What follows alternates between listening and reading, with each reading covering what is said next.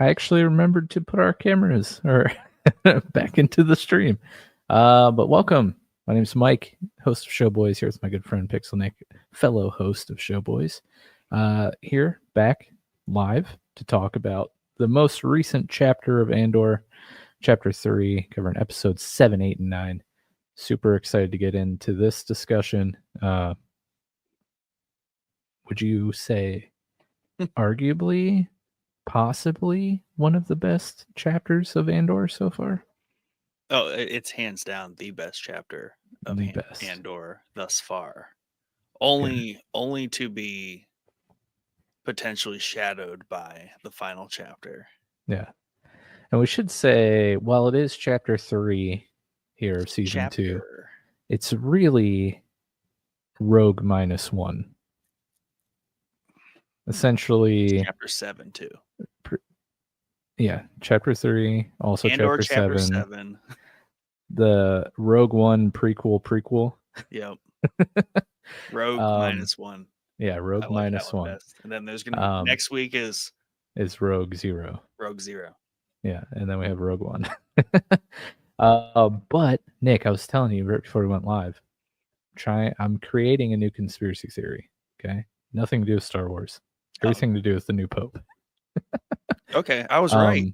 Yeah, you were right. Dang. Okay, follow me on this. Here we go. I'm just gonna say it. We don't have to talk about it, and then we'll just let it stew on the internet and see what happens. Mm-hmm. JD Vance, last person to see the Pope alive. Mm-hmm. Pope dies. Mm-hmm. New Pope, American. Mm-hmm. Just saying, we had to get our guy in there. Yeah.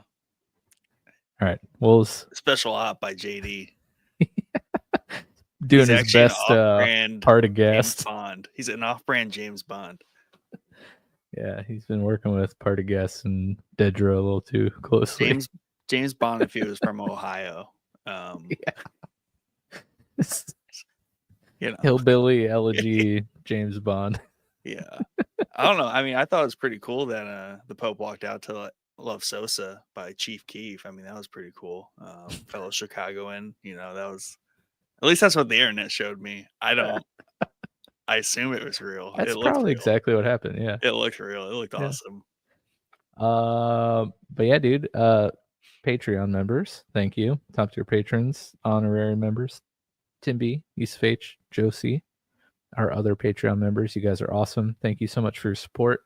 If you're wondering how you could support the podcast or what Patreon even is, head to patreon.com/showboyspodcast. You can sign up today. It's basically a monthly subscription to the podcast. Each tier, there's 4 different tiers. They all have their own perks and benefits, different price points. So go check it out if you're wondering how you could support us. That'd be the best way. Nick, dude, what a chapter. I'm so happy that like people stopped watching Andor like with the first chapter, because now the FOMO has to either be real or they're just like big sad they dug their heels in on the first chapter on like silly things. Did Star Wars Theory make a video about this chapter yet? I don't know. No, he stopped covering it, remember? I don't know. Yeah. I haven't checked. He hasn't backtracked? Nope. We'll see. Maybe I'll go look. I'll see what he's up to. It's still bad because this show's horrible. Yeah, it's the worst. Definitely not. It's boring. It's definitely not your kid's Star Wars. That's for sure. No, they said shit in this in episode 9. Yeah, Bail Organa said shit. I like how that's where you went to about it not being for kids, not like the domestic abuse and the mass genocide. See, we're gonna struggle with this whole like episode here, because everyone's on the internet seems to have really gravitated toward episode 8. I've really gravitated toward episode 9. Like I just rewatched 9 before I getting on here. To me, that is the better episode. Dude. And for me, that is like probably top 5 television episodes all time. Like this, it's season 6 finale Game of Thrones. I think I just like it when when our primary female actors get their like limelight, because that's when Cersei was just like became queen and ruled over all, killed the Pope and everything. And Too soon, bro. in this one, Mon really steps into the de facto leader of the rebellion. Yeah, well, yeah, she's getting there. I love child. This morning you pointed out, thankfully, that Rebels season 3, episode 18, Yes, sir. literally continuation from the end of episode 9. So of course, I put that on this morning while I was working, had it on the background, and dude, 100%. After watching episode 9, go watch season 3, episode 18 of Rebels, and you'll see how she gets close to Yavin. Yeah, and I like that too, because you asked, like, at least in a couple chapters ago or past couple episodes, like, where like are we in the timeline? And that's like a great thing for people who we're right there. We're right there. Like, what is going on right now? A show called Star Wars Rebels is happening, and here's what is happening. Like within hours after that, Mon in Rebels, Mon, and I love how they covered that in this arc where Cassian doesn't get the credit or the glory for it, and she's kind of doing like a ship hop to kind of get back to Yavin. So I love how they explained all that away in so few words too. So much of this is just like nods and hints and like context. Whereas I feel like apparently a lot of people don't pick up on all of that. And you're all but 4 or 5 episodes ago and you're like, what's happening? Why is there military presence on Gorman? What? It makes no sense. What? That came out of nowhere. Smart or not, the Empire was totally like, we're gonna do this thing. And when the Empire says they're gonna do a thing, that's a great thing about, I guess, fascism, is you don't really need logical explanations for why you're doing things. You just do them. So I get they do them. Yeah, they do them. They do not stop. So I guess I get if you forgot what episode 1 of season 2 told you was going to happen this season, and maybe then you like walked away for that like 5 minutes of that episode, most of that episode, and then you also try to apply like logic to fascism. I guess that's where it all really crumbles in people's minds, where it's like, why is this stupid? But one thing that I love that maybe some people might not love, I don't know what the like grand consensus is on this, but I love how Andor is happening and the ghost crew from Rebels is like literally getting chased down by Thrawn. Yeah. At the exact same time, and like neither hear about each other. And I love it because it just shows like how obviously grand and vast and massive like the universe is and the Empire, to where like these two very massive like anchor points in the history of the Star Wars like civilization, right, are happening, but like they don't know that the other one is happening at the same time. I find that like really fascinating and actually really cool. Have you thought about that at all? Well, I mean, yeah, for sure. You mean like the characters themselves, not necessarily the events. Because I feel like they do a good job tying like a collective event timeline between things. Yeah, no.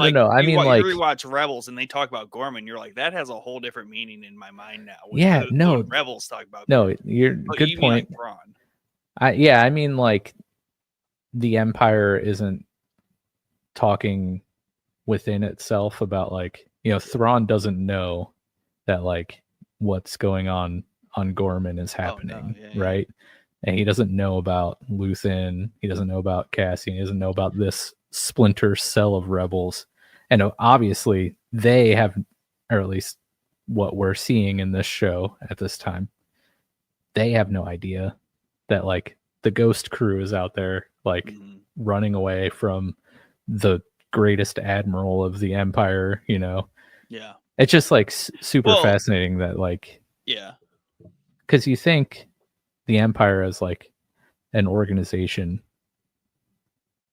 is like all knowing kind of, because they're so huge, but also at the same time they're like super dumb. You think about where you work, like No, they did. And like where I work, like there's thousands of people that work in my company, and like we all still operate in our silos. Yeah. And you know, everyone doesn't really know what's going on until it kind of hits the news. Like everyone gets the company-wide email, and it's like, oh, that's what's going on. But like to explain away the empire a little bit, I mean, Thrawn is part of the Navy, and Navy has its own agenda, right? And the ISB and Partagaz kind of alludes to this in this season, where he was telling Daedra how like the work that they're doing here, like, is proving to the Emperor how important the ISB is, right? So the ISB at the beginning of Andor are kind of just like pencil pushers, and they're really just kind of like Yeah. they collect data, and like they just kind of keep tabs on things. But Partagaz kind of grows it with Daedra and like just the way he thinks, and then obviously stepping in from like the naval scientific side with Krennic, right? We kind of see the ISB trying to kind of pine for power, and I mean this happened in the entire like Nazi organization. Like they even had their own competing agendas where they tried to like push out another department, if you will, because you know they want more influence over numero uno. So the closer you get to the emperor, the better. So yeah, I mean, yeah, it's great. I mean, it shows you just like how large a scale it is, but also like just it's so big. Yeah. You know, they're definitely all not on the same page. If anything, it's just like, oh yeah, that's the ISB doing ISB things, and oh, this like I would imagine for most everyone in the galaxy, the Gorman thing was like the news that morning kind of thing that night. Everyone kind of learned about it at the same time. The only people that knew were, you know, what we've seen in Andor and like what Krennic said, like the 12 people in this room, that's it. Right. Everything else is all very just like under the rug. Yeah. And I think I also like, you know, since going on this big like history bender that I've been on like last 2 years or so, most specifically with like World War II stuff, but yeah, I guess like history as a whole too. But Star Wars very much does remind me of World War II in the fact that like you have all of these story threads going like at the same time in different, you know, fields, you know, disciplines, like whatever, you know, like parts of the Thrawn in the planet, Navy, parts of the galaxy. yeah. But like, dude, you could like, there are so many stories from World War II that you're just like, what, that happened? And so like, I love it, and the parallel, I guess, to Star Wars is like, you can keep creating characters and stories about, you know, these different time periods within Star Wars, and it's very much believable, and like they can be intertwined, but just like our history, like sure, all these war stories from World War II, they're tied together because they're part of the same war with the same countries, right? But they are also so very different. Yeah. And it's like, wow, I can't believe that happened while this was happening. And like, it's, I don't know. I just, all these different parallels that are popping into my head, like literally at the second. So I'm formulating the like commentary on the fly is not working out very well, but I don't know, just a lot of cool stuff. I like it. Yeah. And I think I think about the most when we're on Yavin throughout various different shows, and now like with Andor, and even Rogue One, like when technically the Ghost is in Rogue One, right? Because Yeah. and they call out Captain Syndulla over the radio at Yeah. Yavin. So Yavin's always interesting to me because like Luke's there at one point, Cassian's there, Syndulla's there. It's like Mon's there obviously here soon. So it's just cool because it really kind of sets up the rebellion as a collection of heroes, right? Like, oh, there go, it's easy that I'm sure Cassian is probably aware of a Captain Syndulla, but like they don't really know of all their exploits. They just know that they're Right. doing their part for the rebellion, whatever that is. Mhm. So it's it's not like just because you have a collection of these well-told characters in one place doesn't mean that they sit down and like they hang out and like play video games. It's like no, like they're all doing their part. Right. But I love like how you can just have that casual interaction that they are in the same place doing the same thing, and we are telling very different stories in Mhm. literally the same location. Yeah. I, And to your point from like 5 minutes ago or so, like even though they do a great job of like keeping things separate, like they also do the same excellent job of like tying everything together yeah. and like making sure like I saw something about how Gilroy like dogging on Mon Mothma's speech in Rebels 318 about how it's like garbage and they didn't want to like basically he was like, do I have to use that because it like is terrible. Yeah, yeah. And he kind of like It wouldn't have fit well for live action. he kind of like throws shade at Rebels. He's like, said that they're gonna like undermine it as like much as they can, and it's gonna be different than the cartoon and like Yeah. stuff like that. Like, well, yeah, dude, it's like it was literally a kid's cartoon. Yeah. Like, what did you expect? It's just a casual like reference to genocide, just over the whole, But even with the shade, like the way that he connects the two events that are telling the same story was actually really well done. And he, while undermining it, like he actually treated it with respect too, And it's just they do such a good job of like keeping, for the most part, that continuity between all these events that are being hit from multiple sides and angles and characters and people.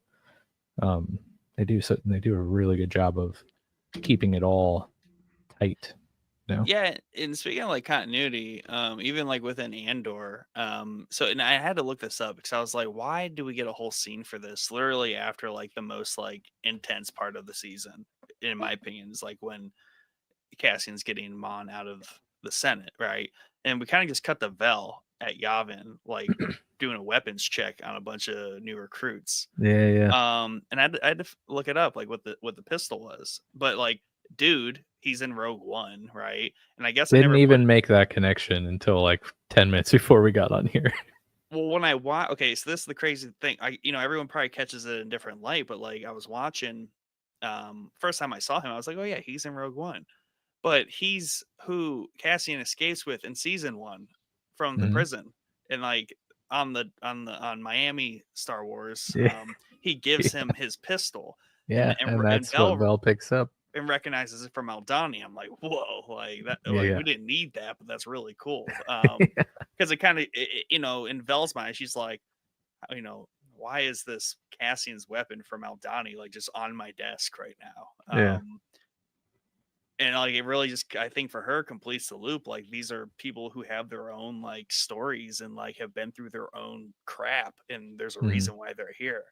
And just like, what was it, Cassian, when he was talking about the kid's girlfriend from Gorman, he was like, oh yeah, she has survived the Gorman massacre, she'll fit right in.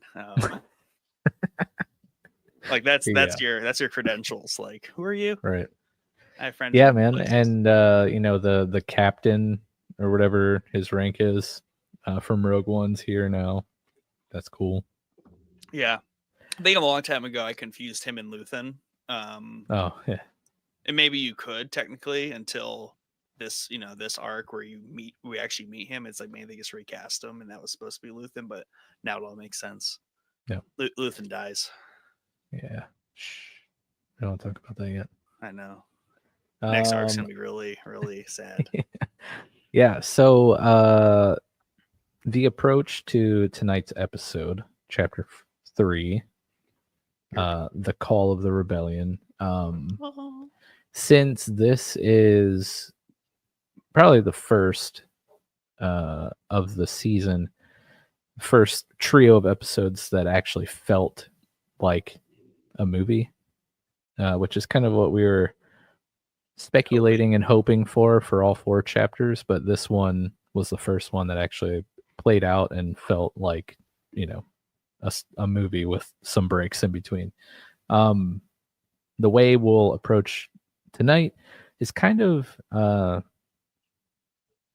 discuss the more meta things, happenings, the importance of some of the stuff that happened, and less of like a play-by-play recapping of each episode. Key events. We'll go through key events in loose order, kind of as they start, and then we'll probably just wrap them, move on to like the next big key event. Yeah. But with that being said, Nick, where do you want to start? I think we'll start right at the beginning, as all stories should. That's a quote from somewhere. Dude, well, it's not from George Lucas, because I was watching. So sometimes I've been just throwing up YouTube shorts on my monitor up here, and then as I'm working, just like scroll to the next one. And there was one of George Lucas talking about, I forget what the main thing is, but he was basically like, why'd Star Wars start on episode 4? And he's like, well, I don't like starting stories from the beginning. I like jumping right in the middle. Yeah. Yeah. So it's funny you say that, because, old George, he actually did not like doing that. Yeah. And I guess Tony style starting from the beginning. Because Andor, I mean, when you think about like this being episode or movie -1, and then next 3 will be hopefully movie 0 before Rogue One, Rogue 0. This is Rogue -1. Everything up until this point really does feel like a series backstory. Like we got the Marvel series backstory on a character. Yeah. Because this chapter really feels like the start of Rogue One, and it's like greater. Yeah. It's like it's almost like the end credit scene where like Tony Stark is assembling the Avengers. Yeah. Right? Because you get K2SO's here now. Cassian's on Yavin. Luthen and Mon are kind of on their way. Like everyone's starting to coagulate here at this base. Yeah. 2 BBY. So we are 2 years before. We're moving 1 year at a time. So I'll be interested in what kind of shenanigans are happening in 1 year from now. Probably some crazy ones. Yeah. Just throwing that out there. Wanted to say props for calling out all the time jumps before the season started. You speculated we were going to have that, and you've been right every episode. 2, did you think we were going to be on Ferrix at the start of episode 7?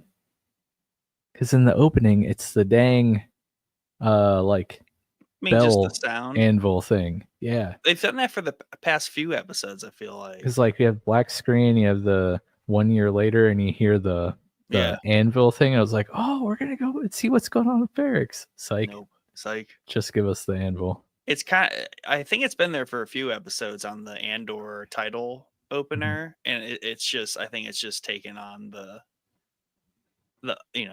vibe, right? And those bells from basically the spark of the rebellion back on Ferrix. It's just kind of like what keeps echoing. But yeah, I have been enjoying that. But yeah, I mean, this arc really focuses. We get a lot of Yavin in this episode, and I love how Bix and Cassian, and I'm sure plenty of other people, they have to live somewhere, and they're living off in the jungles of Yavin.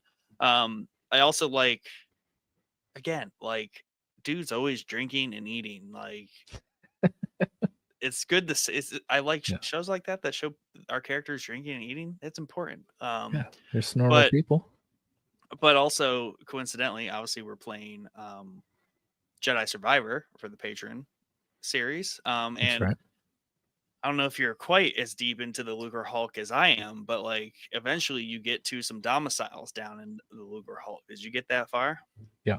Yeah. So I like, again, that's cool. Like here we are in Yavin, and we get to see where they all live, right? And they don't just live on their spaceships the whole time. Like Yeah. they got huts, and they're obviously living there for many years. But these raiders have taken over the Luger Hulk. They they Yeah. got to sleep somewhere.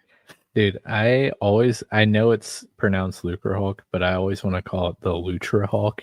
And it's just like, I don't know why. Maybe Lutra, like Lucre. I love Nacho Libre and he's a luchador. And maybe I've just watched that movie so many times that anytime I see LUCH, it's just Lutra. Yeah. Lutra Hulk. Yeah. Just waiting for, one of the raiders to jump out and then in a mask and spandex and like suplex me. But yeah, so basically, I mean, this was the one thing where I was just kind of like, ugh, like, here we go again. Cassian's trying to like settle down with Bix and be all domestic. Luckily, William Pack shows up and he's like, hey, man, with a slight itch, kind of like, I got some Luthen. You want some? I want some of this Luthen right quick. And I love that interaction too. Like when he comes back and like Bix is all like, "Oh, glad you're home," and like, "Let's get you settled in." And Cassian's like, "Where the hell you been, bro? Like, what you been doing? What's Yeah. up? I know what you've been doing, but Yeah. but you best own it." So I did like that. As we're really trying to rip this idea from Cassian's mind that he can somehow escape the rebellion, because that is not going to be an episode title in all these chapters. He does Yeah. not get to escape the rebellion. There is no escape. There is no escape. But I do like this Yes. from like a zoomed out perspective. Like Cassian seems to be buying in more of the like organized rebellion. Mhm. Not that Luthen wasn't organized, but like they're on Yavin, they're forming an army. Yeah. And like it's as organized as it can be. But you still have Luthen and probably other like rebel splinter cells out there acting on their own, doing their own rebel activity. And here we have, basically Andor's like, bro, like, were you with Luthen again? Like, you should be here with us, not with Luthen. Yeah. Which is funny because they're both doing like aiming for the same target, right? But it's cool, like little tension that they're playing up here. Yeah, I mean, it's all the whole, it's all the, the people who kind of detract from like the bad rebels, right? Like, heaven forbid you like acknowledge that the rebels were at all like insurgencies and terrorists and did bad things. They should be happy though, because the way they tell this story is they are showing how there became a separation from Saw Gerrera types from Luthen's like ISB tier. Like, he's rebel ISB and like does ISB things right in tandem with the ISB doing ISB things to them. Yeah. To where like Yavin really represents an organized force of good, doing, good terrorist things, insurgency things, not bad ones. I guess good terrorist. Good terrorist. I always prefer good terrorism over bad right. terrorism. So and that's what that this part of the story does, is like it shows that there is a clear distinction between who we see as the rebels in A New Hope, the pie in the sky, these golden boys and girls that everyone idolizes for the past 40, 50 years because can't let anything go from the 80s. And this is clearly saying, it's like, yeah, we get that. That was different. We're telling a slightly different story because there was goons out there doing goony things the whole time. Yeah, it's very much like militia versus guerrilla warfare, right? Yeah. Yeah. And I also like episode 7. Like episode 7 for the arc, it's a great like intro to the arc. It really reminds me of like James Bond when he's just like hanging with his woman at the beginning or end of a movie before like the stuff pops off, and he's trying to like not be James Bond, but you know, it just doesn't work out like that. Yeah. So I think some people may think that the whole force sensitivity like bit in here detracts from, you know, because we're talking about the force in a show that has otherwise not even really mentioned it. Mhm. I like that it was included because I Well, it think still obviously, exists, yeah, right? it still exists. It ties it to it. And I like what that did for Cassian. It added quite a layer to his character where I'm like, okay, we're kind of talking about like Cassian, the like rebellion prophet, to some degree. Yeah. Because And like that she like called him a has multiple messenger layers too, because like and labors. obviously like he is a rebel, but he's rebelling from what she's trying to tell him. Like Yeah, he just can't stop rebelling. I know. He's natural. Like, no, I make my own decisions, which Yeah. is a wonderful like between him and Luthen's assistant Clea. Clea. And you know, he's like, I'm gonna start making I want to make my own decisions. She's like, I think that's like, isn't that what we're all trying to like fight Yeah, for here? And I that's was what we're like, aiming ooh, for. I was like, gotcha, got ya. Yeah. You know, so yeah, again, like Andor is all about that, like being free. Yeah. But But it's like like, think about it though, dude. Like you say he's a prophet and he's a a messenger, right? What does he do at the end of Rogue One? yes, He exactly. literally delivers a message. Yeah. Like a literal message. Literally So like transmits it's the message that's of importance, but also like dies on the proverbial cross of yeah, but like again another like multiple layer thing. Like he's like in this series, he very much is a messenger of the importance of the rebellion in the way that he interacts with people and the actions that he does. But ultimately, at the end of Rogue One and at the end of Cassian's arc in Star Wars, he is a literal messenger where yes, he delivers the message, right? that is his So purpose. it's He's really to be a messenger. yeah, it's a really cool like layered thing that they do here. And the other thing when we talk about like messaging in because obviously the counter, like the Empire top down messaging, like this is what's happening, and no one questions it, where um in the rebellion and all these characters we come across, it's great how their collective messaging has grown throughout Andor, right? Because Andor, Cassian himself really hasn't like, he didn't come up with a lot of these slogans that he slings around, right? He hears someone else say them, True. and then people hear him say them, and then they repeat them, right? And like I love how on Gorman, like the carryover character from the first Gorman arc, I think chapter 2, right? The attendant at the hotel. He's like, I Yeah. remember you. And he's Yeah.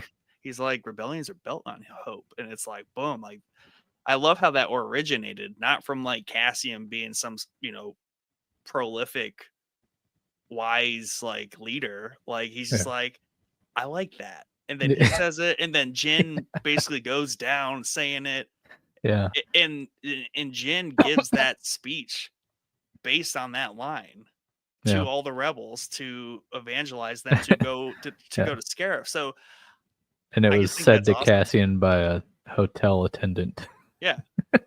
So I think the importance though is like he's a messenger also in the sense that like he's kind of collecting all of this, all these ideas, even originating from his buddy on Aldani, right? Like the manifesto, where Oh yeah. he probably got most of his like, if he did have any kind of like unique speech things, he got it from that dude's like manifesto.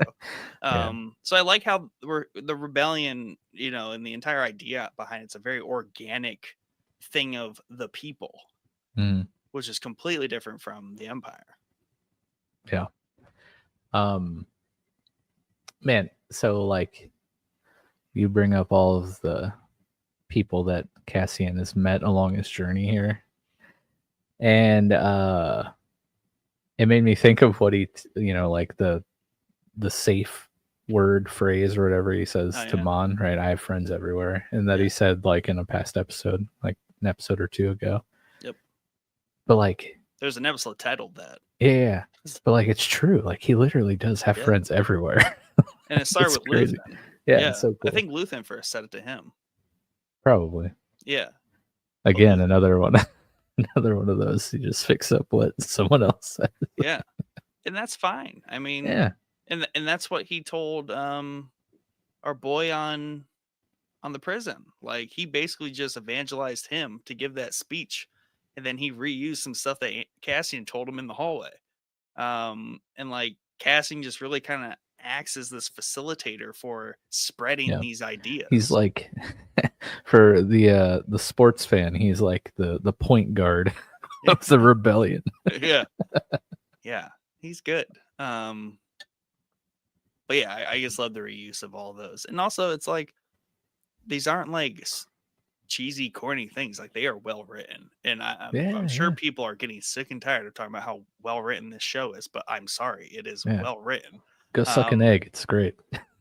and I think about this, and I'm like, we've really gotten away, and I think that's because society's gotten away from like being well written, well read, and like really of their own mind.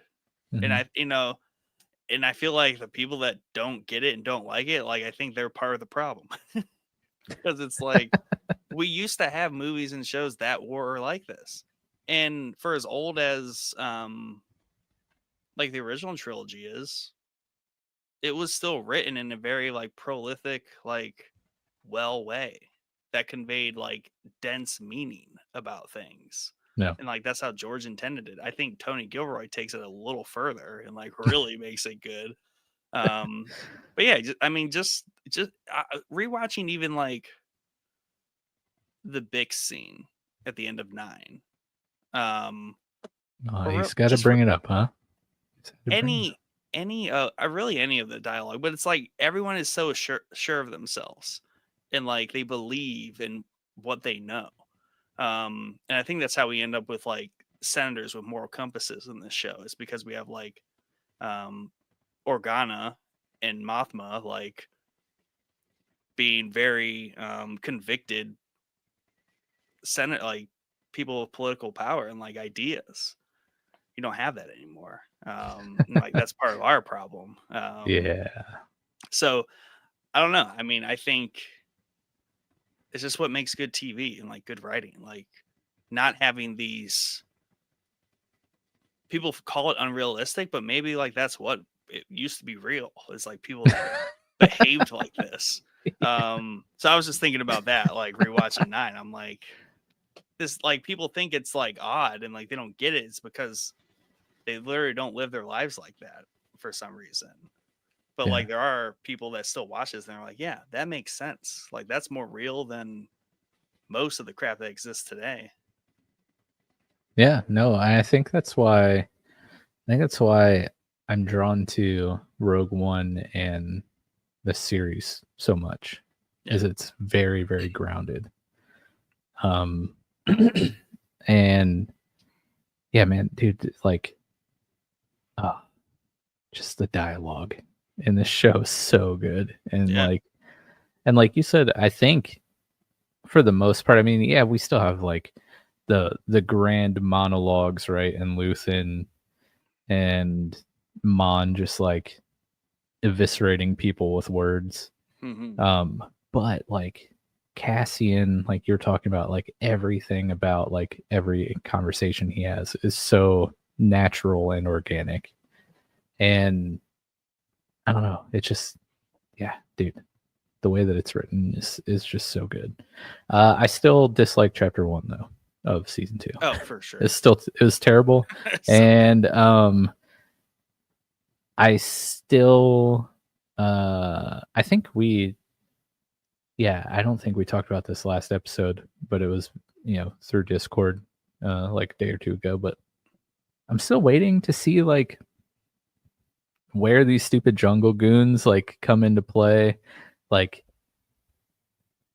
unless it was just to show like how vastly different these like little rebel cells are, right? Like these guys were just pure idiot buffoons who end up like basically killing each other versus the also kind of dumb cell on Gorman, right? But they were like organized and like worked together and like actually air quote accomplish something with the help of the Empire, of course. But like just showing the complete like inverse of both of those groups. Outside of that, like, man, just what a waste of precious minutes of the series. Yeah, to me, it was all about like a cool Cassian like stealing a ship. That was awesome.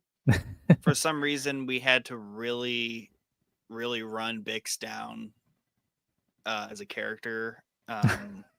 Like she was already tortured, but then she gets like assaulted by an Imperial officer. The planet was really nice, not the jungle one, the wheat one. Yeah, it's definitely a throwaway. I think it was just really to orient ourselves here in season 2.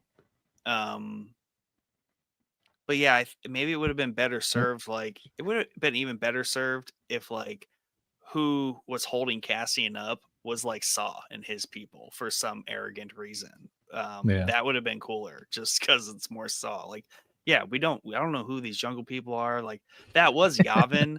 So I don't know, like a little bit of like foreshadowing, like, ooh, Yavin's coming. It's like we know that. I don't know. Yeah, you're right. I don't get what the point of that group was other than showing like we have The some really crazy idiots. thing is, like, we just talked about how amazing the writing is. Like those 3 episodes were Gilroy.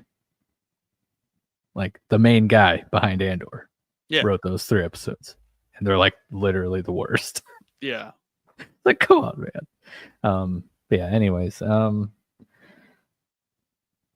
Yeah, dude, Gorman. can we just go to Gorman?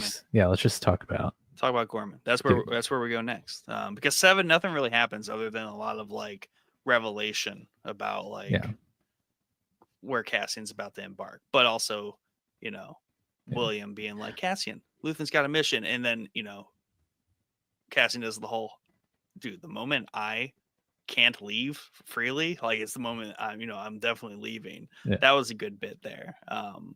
So yeah, he accepts the Gorman mission. I'm telling you, he just can't stop rebelling.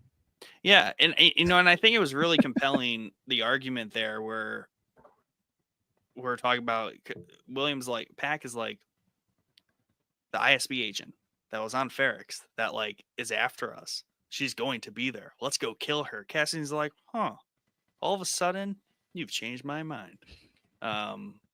Yeah, you see Bix's like visible discomfort when her picture pops up on the little tablet there. Yeah, she remembers her. Yeah, it'd be kind of hard to forget. Yeah. But yeah, dude, Gorman, holy cow. Episode 8. Top Super 10 good. Rated episodes of all time currently. Up there with the Breaking Bads and the Game of Thrones and the Sopranos, all the yada yada. Yeah, man. Just like the way that they pull off this insurrection or like riot. They call it an insurrection. Yeah, like dude, it's so I don't even know where to start because like there's so much to talk about. Like Cyril and Dedra, like that ship's over, bro.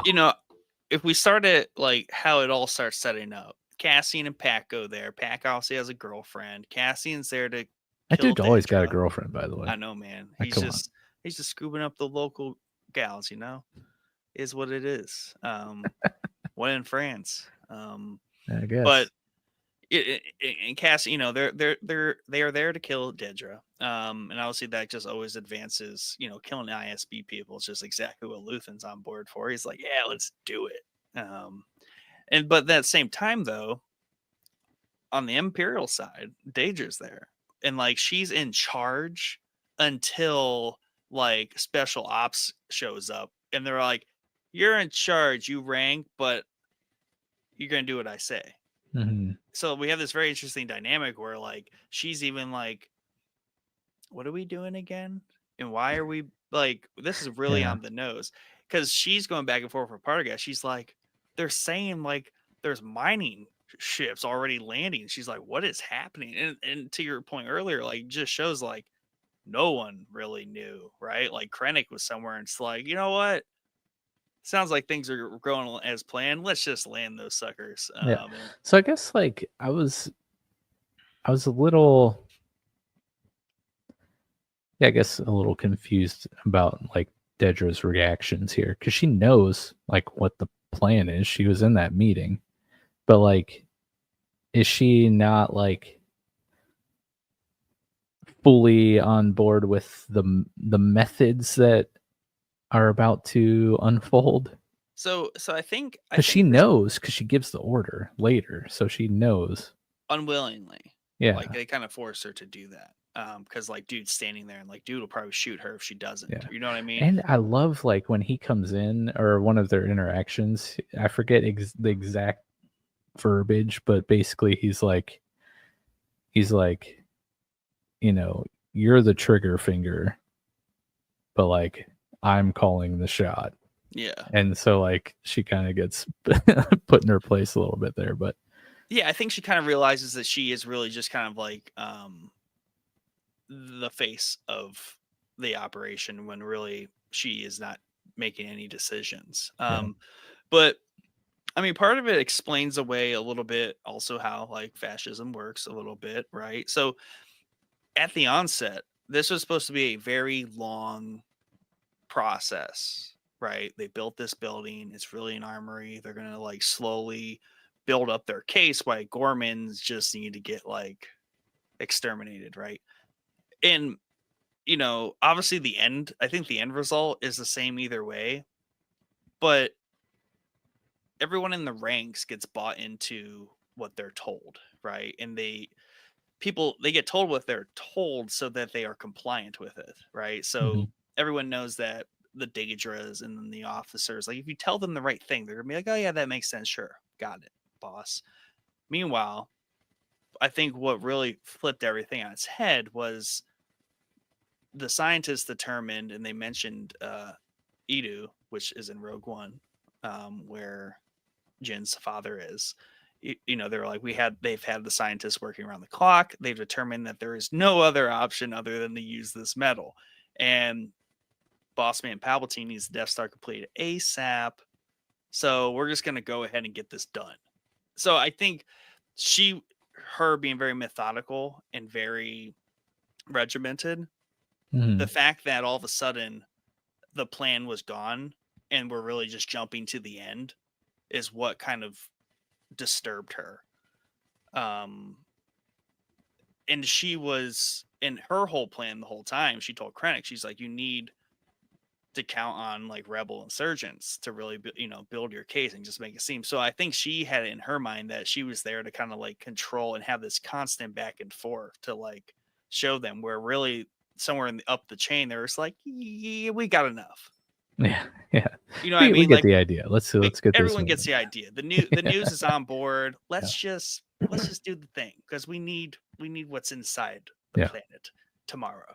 Yeah. So I think that's the problem. And I think that happened. I think that's where that breaks down in real life too.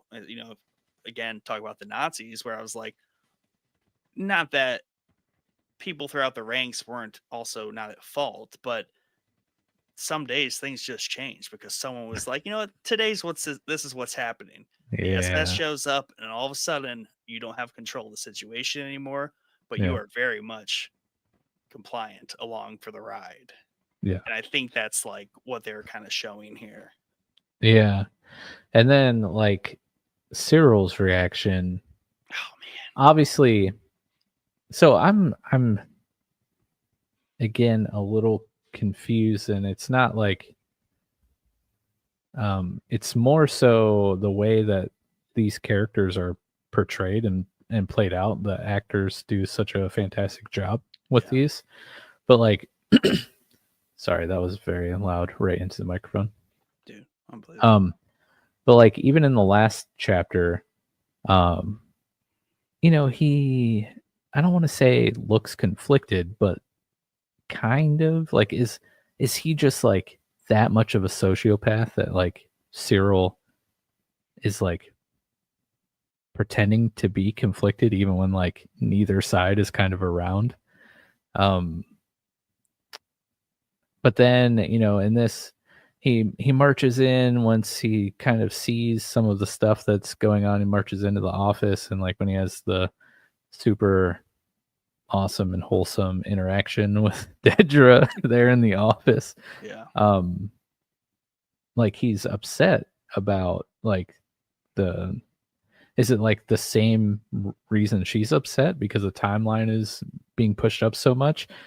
And then I also at the same time, I know that like once he finds out that she's basically just been like using him and playing him and like his promotions and, you know, ascension and at the ISB was less about like them actually thinking that he's doing an awesome job and more, you know, Dedra like having him inserted so he can be used like a tool. So there's obviously a combination of things that go into his emotions, but like, yeah, is he actually conflicted about what's going on, or just more so upset about being used? I think I don't think he's so much conflicted. I think it's like 20-30% conflicted, 70% like just he's coming to the realization of like what's really going on kind of thing, because Cyril's always been kind of like the good boy, like how do we maintain peace and like protect the galaxy with order, right? Yeah. And he otherwise sees a very orderly people here, and he generally sees insurgencies and rebels as like problems, like they are disturbing the peace in his mind no matter who it is. Like there's a peaceful society here, we have bad people, Empire just wants to help. I think as like there are just some people where they deny like the side they've chosen and they just ride that all the way to the end in all of their like rage. So I think he's generally disturbed and has a problem with the fact that the Empire's plan is to just like strip mine and torch this place. Like he doesn't condone the genocide here. He's really just in it to bust some rebel heads. That's what he thinks he's doing. And I think the fact that all of it was built on a lie, the fact that he wasn't there to stop and find and stop the rebels. He's there to start it and like poke it by the design of the Empire. So he kind of realizes that like Daedra and the Empire are the ISB are fabricating the very thing he only wants to stop. He wants to stop bad actors. Meanwhile, you have the people around you promoting the bad actors you think you're trying to stop. So I think that's his main hang up. Yeah. His eyes are being open to like the Empire actually kind of being goons. Exactly. And I feel like he doesn't know what to like trust or believe anymore, because his pure mission is just to be like, oh, there's some bad guys disturbing the peace. We must stop them. Meanwhile, Cyril is like, okay, so the NBA playoffs are going on, right? Fantasy football draft is happening at the moment. So like sports brain is kicking in. But like Cyril is one of those guys that like you hate when they're on the other team, but like you kind of wish that we're on your team. like one of those players that is like you're saying he'd make a good rebel?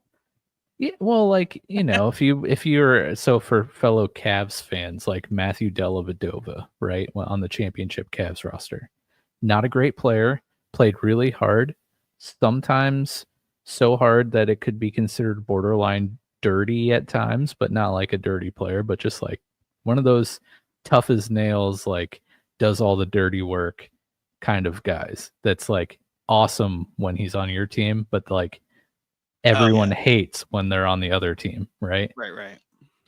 Cyril kind of reminds me of somebody like that. Like, oh man, I hate everything about him when he's against me. But man, kind of would love to have someone like that with me, you know? Yeah. He's an interesting, even in this episode alone, like he goes from trying to strangle Daedra to like trying to murder Cassian. He's So just much rage.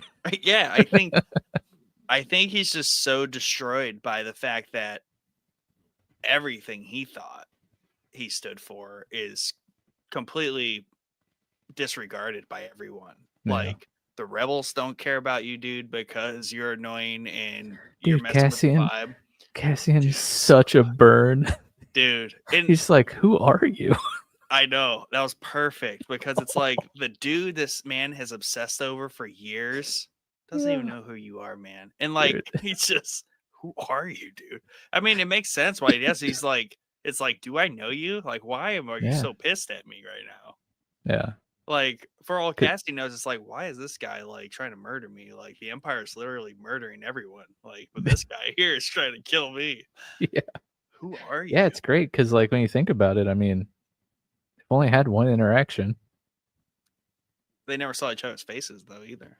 And even if they did, well, like, sorry, Cyril knows his face, but he never saw them because Cassian just held a gun to the back of his head, and that's probably the extent of Cassian being aware of Cyril. Yeah, and if you just think about it's like just Tuesday to Cassian, all of other Cassian's other exploits, like it's just another day of someone trying to kill Cassian. So another day in the life. Yeah, just get in line, bro. I don't even know who you are. So yeah, I mean, I think he's generally taken aback that this random person is trying to like murder him in the middle of everything else. Again, like for Cassian, it's like, dude, everything that's happening right now, and like I have to fight you. Why? Who are you? Go away. Just as he's about it. That is funny because, like, unknowingly, Cyril saves Daedra because Cassian's like got her in the sights. I really wanted that to happen, but it didn't. Yeah. We'll see what happens to her, I suppose, or she'll just get Tayed. I don't know. Oh yeah, we did find out that Tay actually did die. Well, I mean, we just haven't heard from him in a while. Yeah, well, I mean, the Mon's reaction suggests certain things. I mean, if we want to talk about Mon's reactions, like, dude, Genevieve, like, murders this role. Like, I hope they just hand out Emmys to like half the cast here because they're all phenomenal. But like, she really, especially in episode 9, like she's physically shaking. She's physically in shock when Cassian like just caps people in the Senate, area. Like, it's just all great. We'll get there. Yeah. But yeah, I mean, Cyril, I mean, I'm not saying he should get an Emmy, but he definitely owns that role. Dedra in her own right too. So good. Insane. Everyone, like Luthen, obviously. I mean, Skarsgård, he's amazing. He kind of peaked already. Luthen, I think, peaked with like his monologue there, and then like he's just been kind of coasting. Yeah. Well, he's Luthen is on in his Saw era right now. Yeah. Like we're seeing the descent of Luthen. Yeah. I mean, but you know what I mean, though? Because he had his time to shine. He did the work and like was the early like mover of things when nothing else was really being organized and moving. Now it's like, Yavin, I'm not gonna go there. I am literally at the end of my leash. Yeah. And like you could kind of see that. I guess that's in episode 9. Whatever, they all blend together. Yep. But like when he goes to talk to Mon, like he's not even Grandma Luthen. Like he's just walking around, just wandering the streets of Coruscant, just as Axis, right? Oh, he's the man, the myth. Yeah, he's accepted his fate. But back on Gorman, so like we're talking about this plaza, and it's all in this plaza, which is awesome because like the way they build the tension and just the evolution of just this plaza that goes from barricades to keep everyone out of the plaza in the morning to like they're removing the barricades. No, psych, they're making a fortress around the building that the Empire is held up in. and and like Cassian is coming, and Vel's there, right? I think is Vel there. Like Vel literally there? everyone's there. Yeah, and like Cassian is Well, coming. no, I don't think Vel is. No, but that was the other in last chapter. Vel and I think Cyril are in proximity to each other.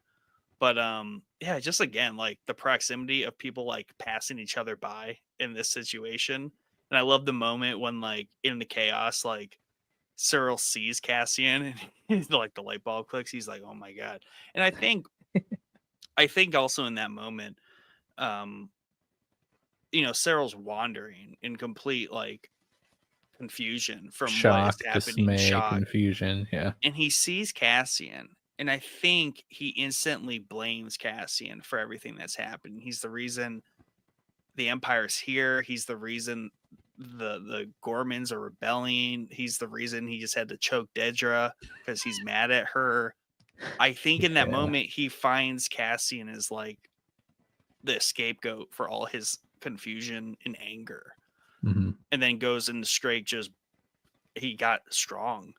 I didn't know he could like probably throw Cassian around. I don't know like if that, I could repeat what I said on Discord. He just enrages, man. He hulks up. Yeah, dude. Yeah, even rewinding back, just like, do you think Stormtroopers moving in, everyone do you think chanting? do you think it was intentional that they brought like the spec ops like brought in basically an entirely rookie squad? Yes.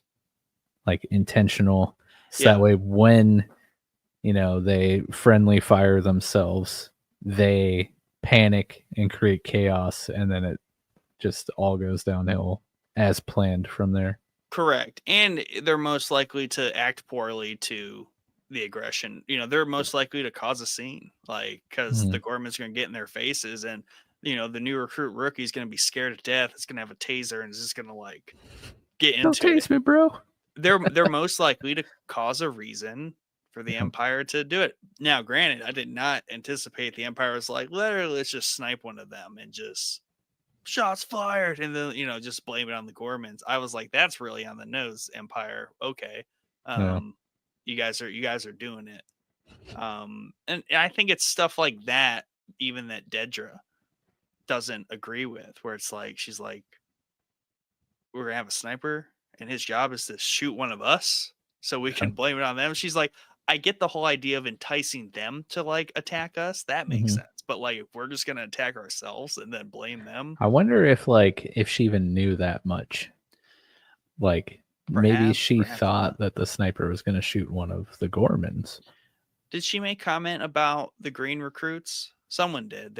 She was like, someone was like, this is ridiculous that they. Oh yeah, she stepped out when they showed up. She's like, they're children. Like, why are they here? Maybe she didn't know exactly, but she knew that wasn't a good idea. She knew that decisions were being made that she does not agree with. Except the only one that mattered that she agreed with was the fact that Gorman has a rock that the Empire needs. So it's the end result that counts. I forget who says that. The captain to Cassian. It's the end result that counts. And that's also how the Empire thinks too. So I don't know. Does the end justify the means? Dun, dun, dun. I guess depends on what side you're on. But yeah, obviously everyone loved this episode. It had great tension. Obviously very brutal elements to it. I don't know. Cyril choking Dedra is like a little bit more alarming than the attempted sexual assault on Bix. Like, that was super disturbing, but like Cyril literally put like hands on her and was like about to murder her. Yeah, but that also was pretty intense too. Also, not surprised that it went there with that character. Yeah, he's definitely a sociopath. Like that dude. Yeah. He was like, this is for every time you did this to me in the dark. Every time you made me fart so you could sniff it. All that pent up anger. Yeah. Yeah, I mean, it was. Oh, so we what get. episode did you like more? I don't know. It's 8 and 9 are pretty They cook, like man. neck and neck. In my opinion, they're just one long episode. Yes, sir. But in 8, we get the origin story of K2SO, baby. I like how that was. Okay, first off, it was very awesome. I don't know why I when said those- it like that, but I was just excited. I mean, also Cyril was freaked out that they were being guarded by those K2 units. Like, I think Oh, he yeah. got what was going on. He there. like walks in or like gets put in that room and he's just like, Like, they're not just being stored here. Like, they're here to watch us. But then they Yeah. march out and just start tossing people. So good. Those K2s got that Cyril strength. Yeah, maybe that's where he was inspired. He was like, "Me too, me too." But yeah, you gotta pick a favorite. I picked my favorite. I like would say- speeches in not genocide. Apparently, everyone else likes genocide. And Yeah, you know what? You said 9, so I'll say 8, okay, just so we can have them both covered. that plays. Yeah. That tracks. Plus, I love K2 and got to see like how Cassian acquired him. Also, like that end as he's like driving off and he's just got like the tear rolling down his cheek. Just like that dude, that poor guy has been through so much. Oh, geez. And then it just gets worse. Just keeps getting worse. Because I'm sitting on the couch doing my best Cassian impression. A little tear rolling down my cheek at the end of episode 9. Yeah. But I don't know. It puts so much weight to his character. And obviously, so well acted. Dude, Diego Luna's so good. He's so good. Oh my gosh. On to 9. Let's do it. All right. But also Cyril dies. Cassian kills him. Yeah, it was sad. No, not even Cassian, the old French dude. Yeah, French dude showed up. The guy that's been basically is like, we shouldn't do anything. We shouldn't do anything. Right. And he just There's all that. blows and then he saw him in the Cyril's head streets. off. Yeah, he was so mad at Cyril because he was like, "This is your fault." Yeah. And I mean, I think Cyril's carrying a little bit of that with him too. Like he's like, "Crap, it was my fault." Whoops. It's like the transgression of aggression. It's like they can't appropriately, that old man shamed him, and then he's like, "I'm so upset, Dedra, what have you done?" And then like he's like, "The Empire, what is happening?" And he's like, "Cassian." Dude is just he is just roided out. He has really, it's all started with his mother, I think. Like if his mother was a better mother, Sarah would be okay. But she's a horrible mother. Yeah. But we see her reaction. She probably with her didn't hold him girlfriends. as a child. Probably That's probably not. where it all went wrong. She probably just gave him to his uncle or whatever. Yeah. That's Harlow. Yeah, Harlow, Uncle Harlow. I'm gonna. I don't know what she does. She was obviously hanging with her friends there. Yeah. Granted, now Dude, see. I love the reporting. Yes, I was gonna kind of slide so into good. there. Yeah, because we get the reporting stages throughout in the Gorman Square there, and then very reminiscent of how things are probably reported mostly today. Always through Yeah, a little too very close to home. tinted, Jeez. yeah, real tinted lens here. Yeah, I sit there ever since, what was it? Maybe like 1 or 2 chapters ago, where we're like, yeah, always on the nose here with like relevancy to the real world. Yeah. Now that's all I sit here and be like, oh man, right on the nose. Right on the nose. Yeah. I come to you for escape. Quit showing me a mirror. But we have the news reporters, and like this is how the Empire is framing, right? The whole Gorman insurrection. How could these peaceful Gormans be so violent and wrong? And Star Wars, they need a few more podcasters. Yeah. They need a Star Wars Joe Rogan. Well, that's funny because I like how like Cassian's backstory when he goes into the Senate, he's like, "Oh, I just came back from Gorman." It's like, ew. But Yeah. so like that night, however all the day cycles work, like everyone has a different sun, which means different hours of the day. That's gotta be really hard to like track. Um, Yeah. but apparently, but it's like night. The way I took it was like late at night when the news broke in the Senate building. Um, and I love how 9 starts because we are like moments, basically hours after 8. And we Yeah. have this awesome like shot of the reflection of the Senate building in one of the pools of water. The water shots in this episode 9 are just incredible. Like Man, you sound like all me when I was playing I know, Uncharted 4. I know. All of the Coruscant cinematography has been amazing. Yeah. But and then it thunders and then it just starts raining. And then we cut to the Senate like building and all the senators are out and like they're all panicking and like talking, and we hear the news of Gorman and they're arresting the Gorman senator and he's like, we're being slaughtered. And Bale and Mon have their discussion and they're like, this is just insanity. And he's like, have you heard what the news is saying? She's like, yeah, like that is outrageous. And they're kind of comparing notes, and this conversation is so cool because she's like, someone has to say something. He's like, yeah. She's like, but if we do, we got to get out of here ASAP. He's like, yeah, but no. He's like, if you do.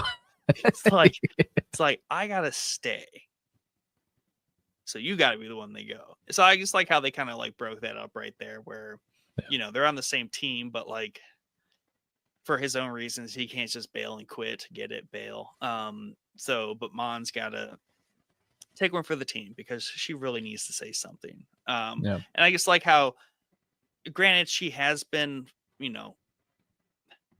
it's interesting. She's been working with Luthen, so like she's kind of like, so to speak, in bed with Luthen this whole time, like pulling the strings of the rebellion.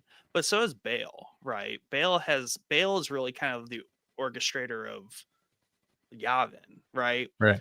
So even in some sense, she probably feels a little like dirty that she's been like working with Luthen and she's in Luthen's like web, like ensnared by it.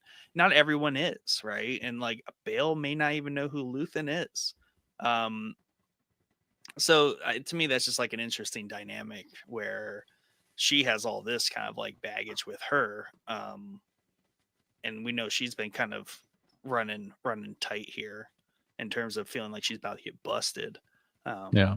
As we see, like they have all these senators' offices bugged, so the ISB would rather just observe them instead of they're not out to arrest you. They probably know all about her financial stuff and that she's not on the up and up. That's why they monitor her. No. But the new actor for Bale, awesome. He did a fantastic job. So good. Yeah. I don't know if they. This has nothing to do with Bale, because you said, he's great, fantastic job. I'm like, I don't know. No, he's doing great. But this is about Mon. I think they're monitoring her not because they know of any of the financial stuff or the Luthen stuff, but like because of how vocal she is on the floor, right? She's always going against the grain in a politically correct way. Yes. And she just crumbles up that playbook and throws it in the trash in this episode. But so it sounds like and looks like from that control room or whatever that they have bugged all the senators who go against the grain. Yeah. Man, Erskine is cool in this episode. He's very cool. I like how they stay, like she stays the night there. Yeah. Because she's writing her speech. She doesn't trust her driver, but why would she leave? She's got to be there for the early session. But that whole bit, with Erskine like bug detecting, but even the setup, she's like, I need to practice speech. He's like, go to the plaza. And like the whole There may or Luthen. may not be somebody there waiting for you. How would you know? But yeah, this is where we get Luthen's kind of rolling up, and again, she's just on point this whole episode. I don't know like what she had to do to prep for it, but like all her scenes are just even like the tone. I can't imagine they shot this all in one day, but it feels like they did because like she doesn't miss a beat throughout the episode in terms of like how she's acting. But like she doesn't trust Luthen. She's upset with Luthen. Luthen just rolls up and he's like, "Oh yeah, he works for me." Luthen probably could have phrased that better. Like he helps out sometimes. You know what I mean? Like Luthen's always just trying to be the boss and be like, "Yeah, he works for me. That person works for me. Everyone works for me." He, yes, is one of my lackeys. But you know, she doesn't want to hear it. Bale's already offered assistance to get her out. I love that there's this like building theme of like we gotta do an extraction on Mon Mothma out of the Senate. Like so awesome. And to very think difficult like place to extract from. yeah, and a very public like moment where she's like, "What? Why are you being extracted?" Like all eyes on Mothma. But this is where we have Luthen kind of say, you know, it's gonna be a guy. I trust him in my life. He'll do the right thing. What's up, Joe? Bagels. No one can resist bagels. That's right. That's true. Talking about the Especially, Empire? Guys, I told you this, Nick, like a week ago or so. Homemade bagels, air fryer. No, you are strange. But, dude, quit sleeping. Not specifically you, but anyone who might be sleeping on chive and onion cream cheese. You need to wake up. That might be. Sleeping that's like top tier. You got the garden veggie, number 1. Chive and onion, 1B. What are you talking about right now? Cream cheese, dude. First off, no one is sleeping on any flavor of cream cheese because that's also like probably the most common flavor of cream cheese besides plain. Hey, you know what? I don't need your back talk right now. And the garden veggie, get out of here as being number 1. Like no one even eats that. This is live, Joseph. We've been live. Where have you been, Joseph? Thank you for coming. Cinnamon raisin or nothing. I'll go with nothing. And then put garden veggie or chive and onion in the place of the nothing. But yeah, I don't even know what you were saying now. I'll talk about Mon like I always do. But like this is where Luthen's like, you're gonna ask him, you know, who he is or whatever, and he's gonna be like, he's gonna say the thing. Yeah. I got friends everywhere, and I like how that plays out too. Like that's how Erskine and Cassian kind of meet too, where Erskine kind of approaches him, and they have this like, "Do I know you? Do I know you?" And like, I got friends everywhere. So and then I like the Bale people that enter the building. The way how many people do you think Cassian said that to that had literally no idea what he was talking about? No, because it's a very specific sequence of things. Because Luthen probably said to him, like, I got a guy in there that's going to help you. He's going to ask you, do I know you? Typically, I think Cassian would be like, hell no, you don't know me and I don't know you. Go away. But, you know what I mean? So I think it's, you know, Luthen has it all very well scripted. I just like to imagine Cassian just being like, I have friends everywhere. And they're like, cool. Cool. I'm going to go now.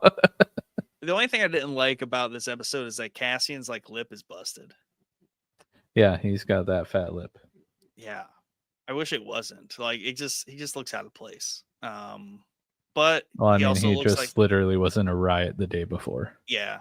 And as like a reporter like on the ground, understandable. He's like, hey, I just got back from Gorman. Crazy insurrectionists. Yeah. Is he like part of the Star Wars Vice team or something? Yeah. You know, he's Tim Pool. Old Tim Pool. When Tim Pool used to go report in Egypt when they had their rebellion. Now he just sits at his desk, I think, and makes clickbait thumbnails. Yeah. That's Tim Pool for you. That's rich coming from the white Tim Pool here on Showboys. That's why I can say it. You need to bring the beanie back. It's not that type of time of the year, dude.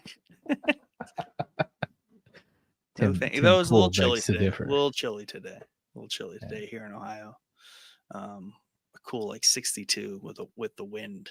That's like winter for you, right? Yeah, it was 90. not cool today. And it still hasn't rained in like a month. We're in like one of the worst droughts. That's crazy. In I thought it rained every day. 24 years. The worst droughts right now. Dang. No water down there. Yeah, the thing about Florida, they take their seasons very literally. We're in the dry season right now. It has been dry. And then when the wet season comes, it literally rains every single day at almost the exact same time for almost the exact length of time every day. Like 4:30 p.m. thunderstorm for like a half hour every single day. Yeah. But yeah, the whole list we got here. This is blasphemy, but it's okay. I'll let it pass. Yeah, it's okay.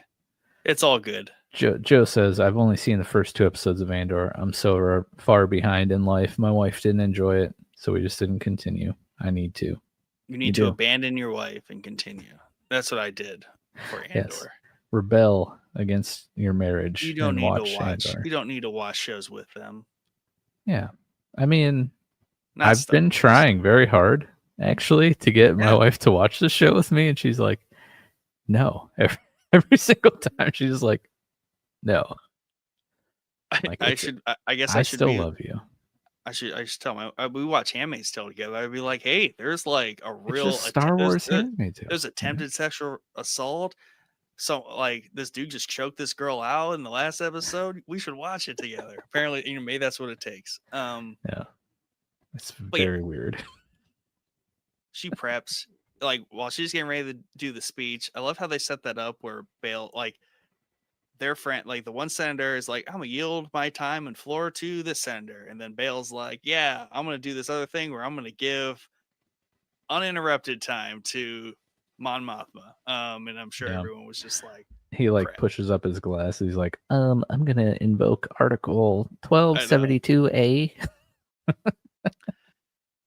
But the whole thing, like it reminded me of like the finale of season 6 of Game of Thrones. The whole like 20-minute like build up in like a specific location with a lot of different parties moving around. But like Andor and what's his face are doing their thing, which is awesome. But then Bale has his people in there.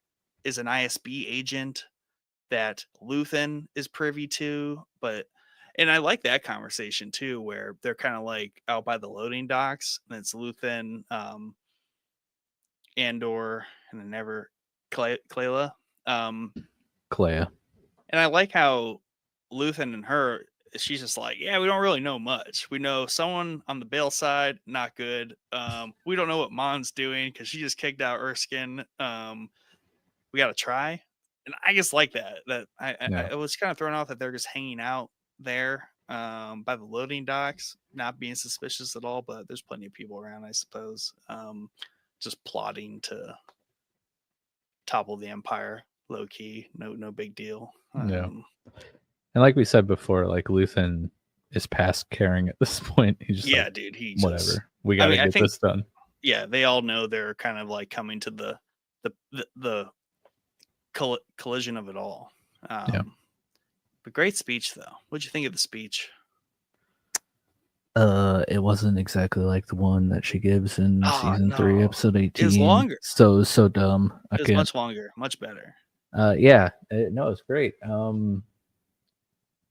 Man, I love how like I was snacking on some late night cereal when I was watching this, so I had to turn the closed captions on because the cereal was very crunchy and it was hard to hear some parts. But I love while she's rehearsing, like it's hard to tell what she's saying because she's like, mumbling under her breath, but it is literally straight up the lines that she was saying in the speech, was really cool. But yeah, man, what a scathing speech. It's still no Luthen in the elevator. Well, but it's like very awesome. And she's just like, I love how she sets it up with like all this metaphor and allegory. And then she's just like, yeah, by the way, I'm talking about Emperor Palpatine. Right. Which was awesome. Now, Loved it. yeah, Luthen's talking in like an elevator shaft, like to an ISB agent who's like questioning him on like what he sacrificed. Like Luthen goes a little bit like off the rails there and like really drills him.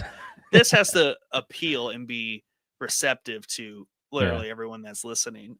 Like you said earlier, very politically correct, very structured, coherent, right? Like it's not Luthen like everything, you know, like getting his Batman on.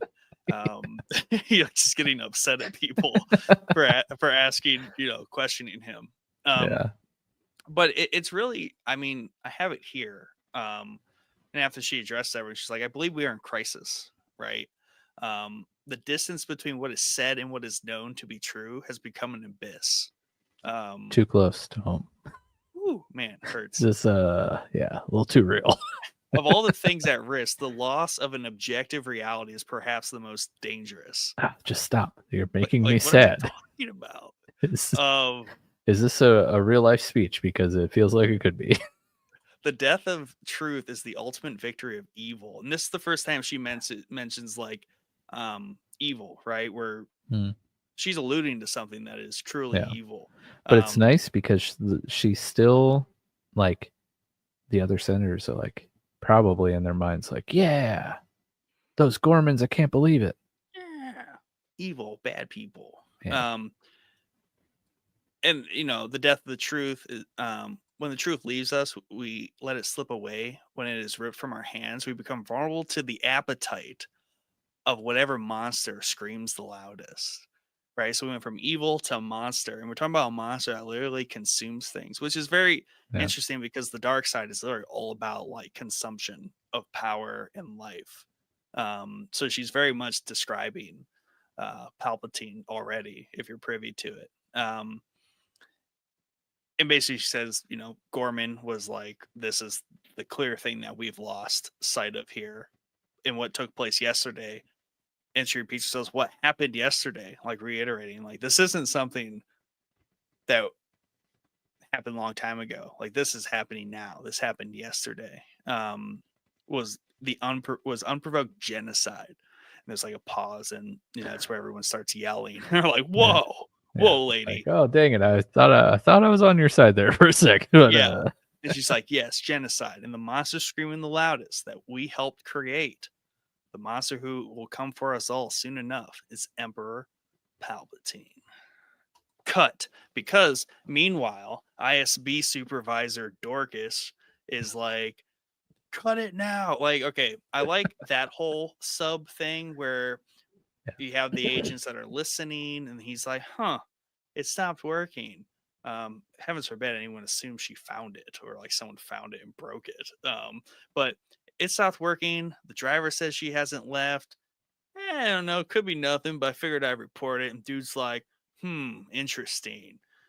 And like the whole analog thing, like I know I explained it away last chapter and it makes sense and it clicks, but like it's real painful because dude's like, oh, he's online too. Trying to talk to the lady agent who's trying to get Mon Mothma. Yeah. And like she had to like step away for a second and he just hung up. And then he's like, she's back. He's like, oh, okay, let me pull back over. It's like, no wonder. It's just like in Rogue One when Krennic's like, what are you doing? Deploy the garrison, you idiots. Like, we are dumb. Yeah. So yeah, that dude's fired. Because I like there's a little nod there to where it's like somewhere in this series where it's like I think again the Manifest kid. I wish I remembered his name. I know, I always forget his name too. But I think something he said where it's like every like act of insurrection like counts, right? Oh, I think his name's Nemec, by the way. Yeah, Nemec. Like every act of insurrection counts, right? Yeah. And these two like IT workers were like, "We fixed the door." He's like, "It's never locked. We fixed it." What? Why? It just reminds me, it's like, yeah, the IT closet that's always unlocked. That anyone can just walk into. All of a sudden, you show up one day, it's like, why is it locked? It's supposed to be locked. Can we unlock it? Yeah, it's we took the key to the office. That was great. And Yeah. I was gonna say earlier how it's nice that we get shows and stuff that step away from the like very marvelly like comedy that just plagues everything, right? Hmm. But like there was a bit of comedy right there. Yeah. That was not comedy, but like it worked and it was Yeah. good. Um and like the two IT people were like they basically metaphorically dapped and were like, oh yeah, got him. It was just good. Yeah. I appreciated that whole layer to this story entirely. Um, Yeah, for sure. but she makes a speech and like when Cassie's just waiting outside, and I like how we have this collection of like the the Bail Organa team, and then Hmm. Erskine and Andor goes up, and like this is the gate, and I just thought it was so cool how like he's like, listen, Luthen sucks, but if he's right, it's me. You got to roll with. Yeah. And he shoots first, man. Like he don't. Dude, he always. And then I like how the other dude there, who was a legit bail guy, not like an ISB person, Yeah. he's just like, because he spoke up, he was like, "What are you doing?" So clearly he outed himself there, and he was still standing. And Andor's just like, "Who are you again?" Yeah. He's like, "We don't have time to figure this out. Like, I'm either going to shoot this guy or we're going to roll." Yeah. I also one part that bugged me about this episode. Okay. This happens, right? He just blasts this sucker. Yes. And there's just like people walking in the background in the hall. Like unaffected from the fact that like a blaster just went off and people very close to them are just like, "Oh, you shot someone." And there's like no panic anywhere. I didn't think about that in that moment, but Mhm. when they shoot the driver later and they do the Outside? wide pan, Yeah. No there's one. just people like still walking about. Yeah. Like all right, like it's Come on. not that low key. Right. She's still Mon Mothma, and Also, the blasters, it's not like they got silencers on them. They still make noises. maybe the sound only travels so far. Yeah, maybe. I don't know. It's not Yeah, like you gotta find something wrong. gotta Okay. find something wrong. It's my hill I'm dying on. But like, yeah, but it's just a really cool episode to me. Is that Yeah. like we have this extraction, and then he's like literally telling her like, "Don't run, like just walk." Like Cassian's trying to be like, "I do this all the time. Just pretend like nothing's wrong." And like even the details of like when they're going through those like narrow stairways and stuff, and there's like someone coming, he puts the blaster behind his back, and then when they pass, he puts it in front of him, like Mhm. little details like that, and it just builds like that Yeah. tension of like, I love when the driver comes up yeah, and she's like, "Oh, he's an ISB plant," and he's yeah, like, "What's his name?" yeah. What's his He's name? like, It's "Hey, his honor. Clark," and she's like, "What are you doing?" And then her face, Oh, like, wait, I found her.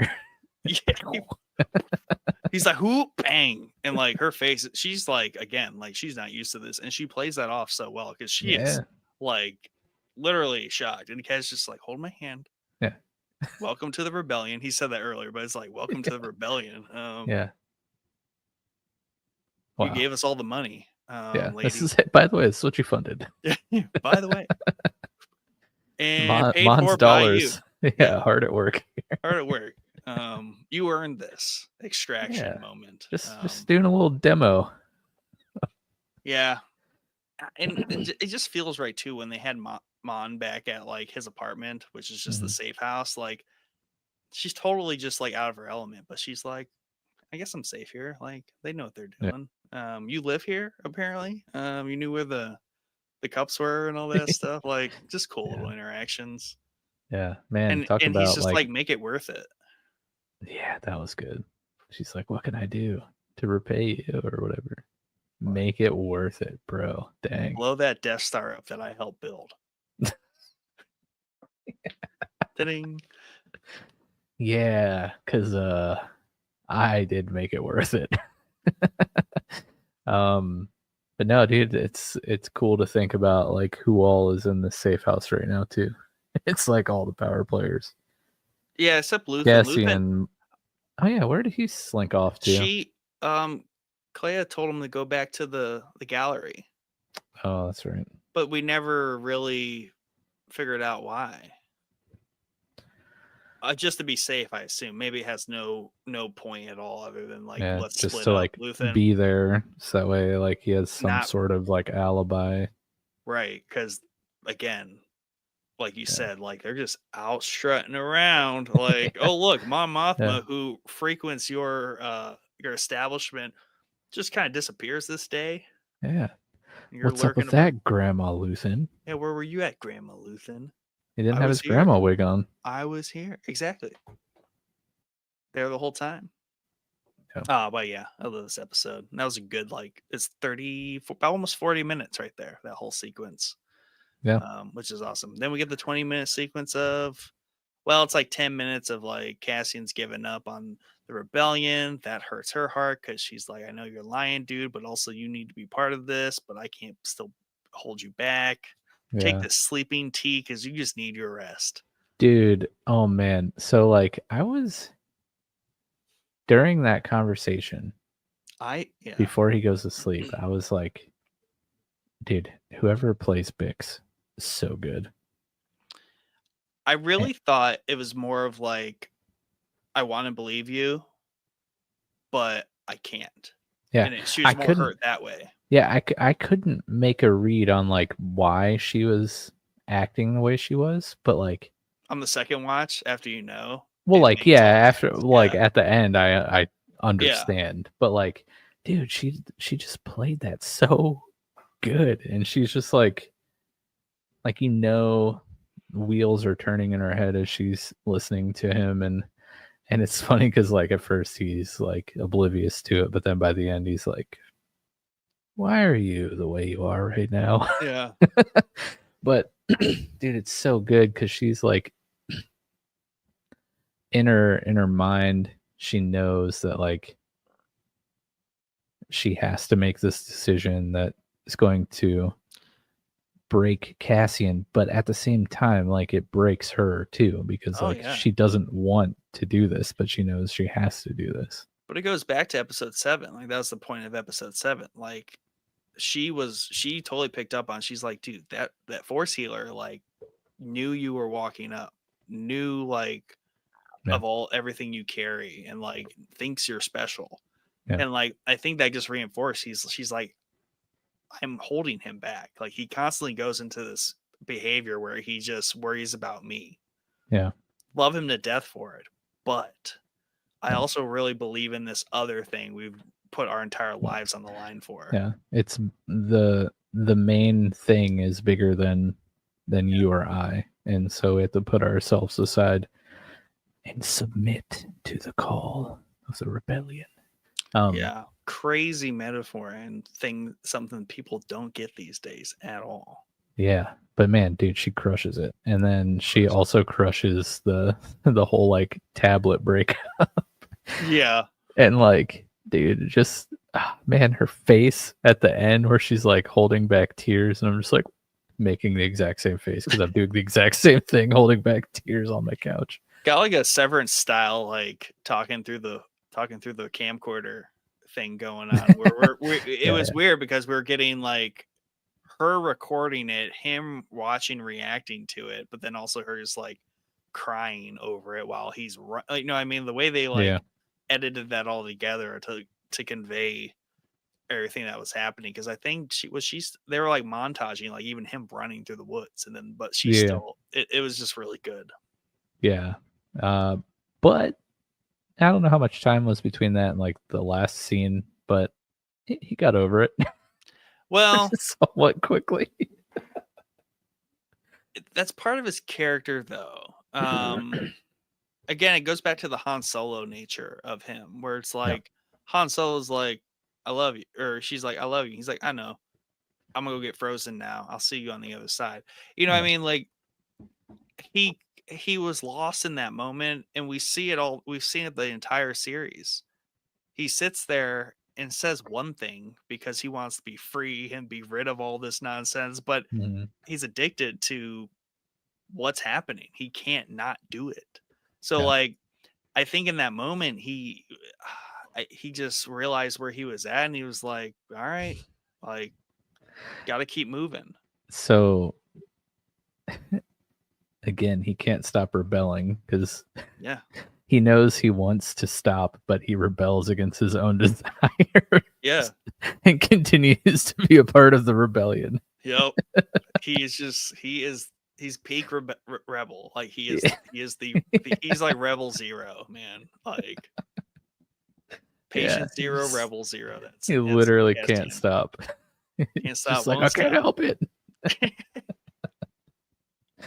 Oh, dude. But yeah, that end, so good. And again, like you mentioned before, and as we should all know, because we've seen Rogue One, we know how his story ends. Like, everyone's gone now, well, except for Woolman. But yeah, Brasso's gone. Poor BD, you were talking about today, just getting left on Mina Rao. I hope maybe like it wouldn't. There'd be no point in it, but maybe we can pretend Bix goes and finds BD, and I don't know if she wants to go back to that planet either. Yeah, it might rip a scab off. She's fine. Yeah, but yeah, Brasso's gone. Now Bix is gone. BD's gone. Willman's the only one left. I think Willman's gonna die. Yeah. Because Cassian's like, he'll be fine. It's okay. I don't think he's okay. You know what I mean? Yeah. That's optimistic Cassian being like positive about everything. Yeah. He gets called Captain. Yeah. Andor there at the end. And BD's replacement gets fired up. Yeah, and I like how he tells what's his face that he's like, oh yeah, by the way, I got a KX unit in the back. I think I got all the parts. It's just like he's so much of a natural rebel that he's like salvaging like things for the rebellion when he's not even like should be worrying about that. But he's like, in that moment, he was like, we could use this. Yeah, literally middle of a riot, like genocide. Before he makes his escape, he's like, wait a sec, guys, can you help me load this in? One more thing. It's real heavy. But yeah, we get the birth of K2. Yeah, dude. Which is awesome. Great. He's like, goggles? No, thank you for the safety goggles. I'll take the giant blaster. Such a hard ass the whole time. Yeah, man. I'm gonna be really sad next week when this is over. Sad, but also happy because after this is over, I'm gonna watch Rogue One, hopefully before Thursday.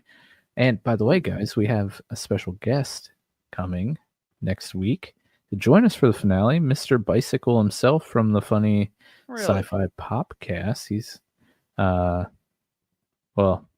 at least that's what I am implying by Discord messages.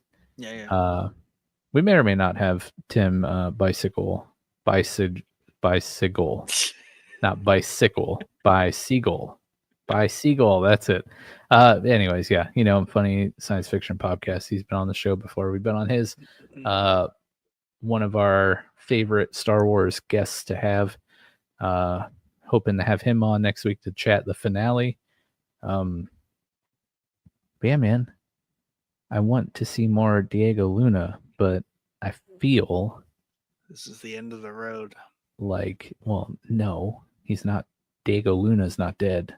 Oh, if you want more Diego Luna, then you should watch Narcos Mexico. He's gonna be like Robert Downey Jr. And just be forever known as Andor in my mind, whereas Robert is Tony Stark.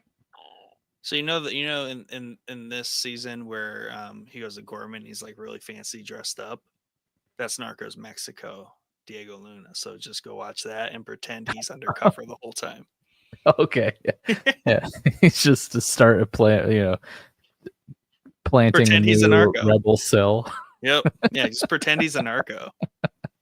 which Okay. are they're kind of like rebels and He's trying terrorists. to establish the rebel cell on Earth to fight against the Empire. The way that sounds would be fighting against the United States and No. governments. I mean, hey, technically Earth We're is the part ones of, that call them the terrorists, the but cartels. we're part of Star Wars universe. Earth is. Are we? No, we're not. I mean, Universe, it says in yeah. a galaxy far, far Yes, away. correct. Yeah, universe. Yes, you are correct. So I mean, maybe he just jumped here and he's And Filoni's starting up like, that we rebel can cell. totally traverse galaxies in this universe. That's what happened in Ahsoka. Just They saying. used the sperm worm light speed trick, and they landed in another galaxy. That's true. And then Balin's skull dies. Yeah, so maybe don't do that anymore. We Yeah, don't want to kill actors. Yeah, and the other thing is like Andor here and like everything about it is making people turn and be like, do we actually like what Filoni does with Star Wars still? Maybe we don't. Because I keep seeing when Ahsoka's fighting like the Death Troopers, like the choreography is just trash and it's just like very slow and like it looks bad. I don't know. Like there's some decent arguments where like, do we really like this as much as we think we do? In light of this, because it's different. We don't have that in this show. You know, the fighting and action we have is very raw and like untrained and unfantastical. Yep, like awesome. Lightsaber fights. I mean, I'm not saying the choreography is great or horrible, but like a lightsaber fight is much different than like exploding a bomb you planted in a doctor's office, right, as you're walking away, or being fired upon in the crowd during a genocide. Very different. Right? Well, maybe these are the real stories that we need in Star Wars. I think. How did Mon Mothma become Mon Mothma? This is what we all wanted to know. Exactly. And it all started with someone saying, "Hey, Tony, how about you write this story called Rogue One for us?" And some other people. He didn't primarily write it, but you know. Yeah, excited for next week. Oh, I'm so excited. So sad. But it's crazy. Last night, last night? Yeah, last night. Instead of rewatching 8 and 9, I watched a second episode of Tales of the Underworld. Okay. Then I watched I finished an episode of The Wire. And then I watched the Rebels episode. Oh, nice. And it's just like there's just so much Star Wars going on. Tales of the Empire. If you like Ventress, it's all about her. Yeah. I watched episode 9 and then finished Roadhouse. Very similar, you know. Like takeout, like leftovers. Yeah. Got it. No, a remake of an 80s movie called Roadhouse, starring Jake Gyllenhaal and introducing Conor McGregor, former UFC fighter, acting debut. By the way, he's terrible. He's so bad in this movie. But it's a fun watch. Fun. You had fun with it? It's a Prime free. Ooh. Little fisticuffs. Little Jake Gyllenhaal. And Joe, see, he gets it. He was so bad. Conor McGregor so bad in Roadhouse. Oh man. But I like Jake Gyllenhaal in it. It's just a popcorn flick. If you want to see some guys get punched and like some. Joe, how would you describe the fight scenes? Because they're like shot very weird. Like there's very obvious like speeding up and like, you know, the more I talk about it, this is a very like below average movie, but I still enjoyed it. That's bad. Yeah. Anyways, don't say that about yourself. Don't let Chad hear me say that because he liked it. But to be fair, I liked it too. Just wasn't amazing. I don't know why this reminds me of this, but Andor Twitter basically made me realize I've never seen Tenet. but Same. I've seen the last like 30 seconds of it with how it ends, apparently, with Edward from Twilight just standing in the Empire State Building, or no, sorry, the Twin Towers. Is this correct? What was that? How does Tenet end? Does it end with Haven't seen it. oh, okay. Anyway, there's this clip of this movie where it's Edward from Twilight, aka Batman, Robbie Robbie. P. And he's standing in this window and it pans out very slowly and it's the Twin Towers, right? Yeah. And someone was like, what if this is just how Andor ends and it's Dedra standing on the Death Star? Oh, geez. They were all choreographed, but a lot of tweaking. I thought that was it, twerking. Yeah. Yeah, it's a fun movie. Go watch it. That'd be crazy if it zooms out and she's just like chilling. That's her new assignment. Yeah. That'd be crazy. And dead. But hey, Joe, thanks for hanging out with us tonight. And the other viewers that popped in during live stream, appreciate it. Make sure you subscribe if you haven't already. We'll be back here next week to talk about the finale of Andor, which, don't cry. It's going to be over next week, which makes me sad. Love this show. It's going to be fun. Hopefully we'll have Tim on to talk and drop his very vast Star Wars knowledge. If we have Nick and Tim, that's just like, you're going to learn so much about Star Wars. And then could you imagine if we had Casey too? Oh, we've done that before. I know, and it was amazing. I just literally didn't speak the whole time. I just sat here and listened. I was like, "Oh, this is great."